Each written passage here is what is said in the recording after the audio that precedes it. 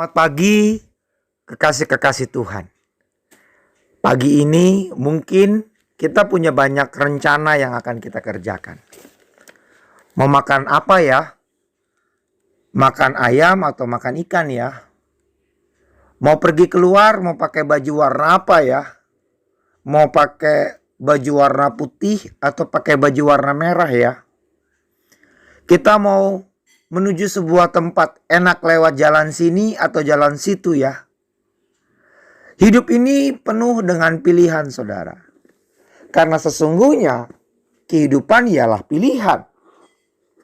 Itu sebabnya hari ini saya ingin membacakan sebuah kebenaran firman Tuhan di dalam 1 Yohanes pasal yang kedua, ayat yang ke-17. Demikian firman Tuhan.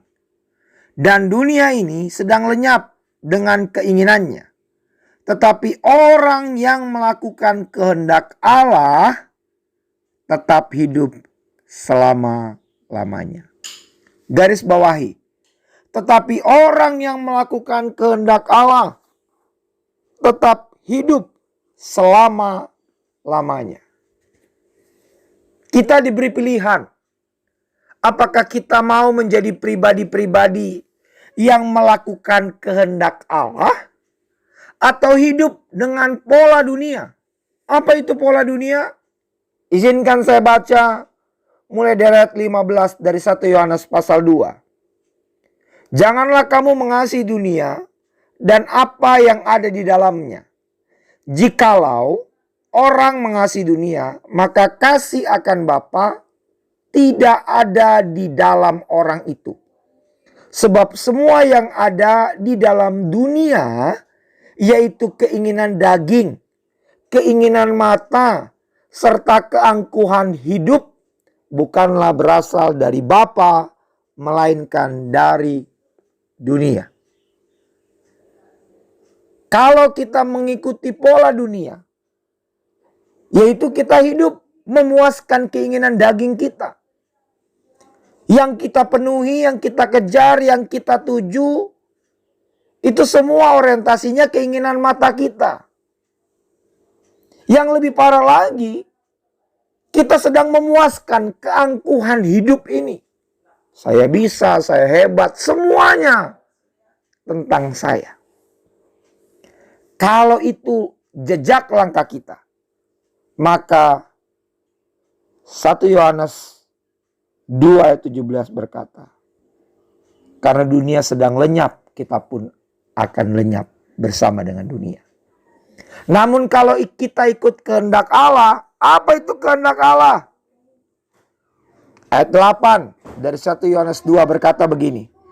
Namun perintah baru yang juga kutuliskan kepada kamu telah ternyata benar di dalam Dia dan di dalam kamu, sebab kegelapan sedang lenyap dan terang yang benar telah bercahaya.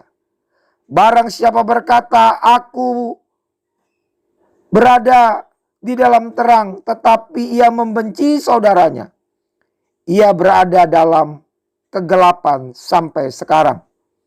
Barang siapa mengasihi saudaranya, ia tetap berada di dalam terang, dan di dalam dia tidak ada penyesatan. Apa kehendak Allah? Mengasihi, saudara. Tuhan mau kita mengasihi sesama kita. Tidak membenci, tidak menyimpan hal-hal yang pahit. Mudah untuk teori. Tapi jangan takut, saudara. Karena Tuhan berkata, aku telah menempatkan rohku dalam hidupmu. Saat pencurahan itu terjadi, saat kita buka diri, ada roh Tuhan dalam diri kita. Maka sebagaimana Yesus berkata di kayu salib, ampunilah mereka sebab mereka tidak tahu apa yang mereka perbuat. Saudara, itu bukan perkara yang mudah. Dia sakit, dia terhina. Tapi dia mampu untuk merefleksikan kasih dalam sebuah tindakan nyata. Dia melepaskan pengampunan. Alkitab berkata, kalau di dalam diri orang yang mengaku sebagai umat Tuhan, sebagai milik Kristus, tetapi ia masih menyimpan kebencian, sesungguhnya orang itu masih ada dalam kegelapan. Tapi kalau mereka menebar kasih, berbagi kasih.